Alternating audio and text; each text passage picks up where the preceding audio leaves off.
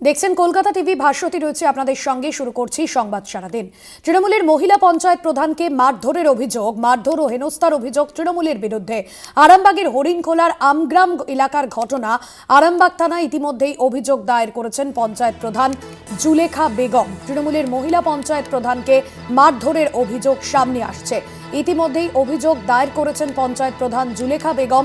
মারধর ও হেনস্থার অভিযোগ উঠছে তৃণমূলেরই বিরুদ্ধে।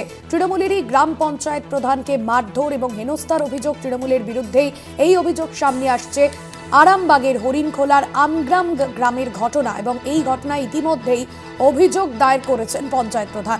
দীপাঞ্জন রয়েছেন আমাদের প্রতিনিধি ফোন লাইনে। দীপাঞ্জন, ঠিক কি অভিযোগ করছেন পঞ্চায়েত প্রধান? সেক্ষেত্রে তৃণমূলের গোষ্ঠীদ্বন্দ্বই তো সামনে আসছে।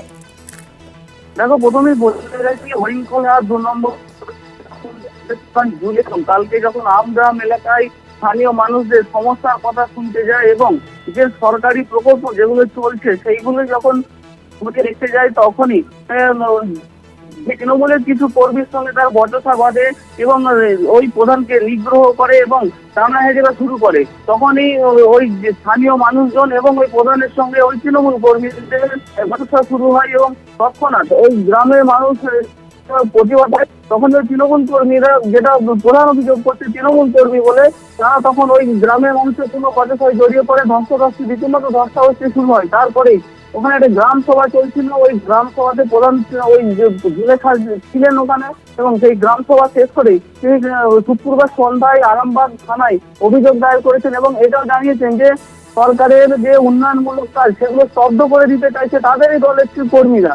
এই রীতিমতো বিস্ফোরক অভিযোগ করেছে এই পঞ্চায়েত প্রধান। এই নিয়ে বিজেপি কটাক্ষ করতে ছাড়েনি। তারা বলছে এটা উন্নয়ন নয়, এটা কাটমানি ভাগাভাগির ব্যাপার।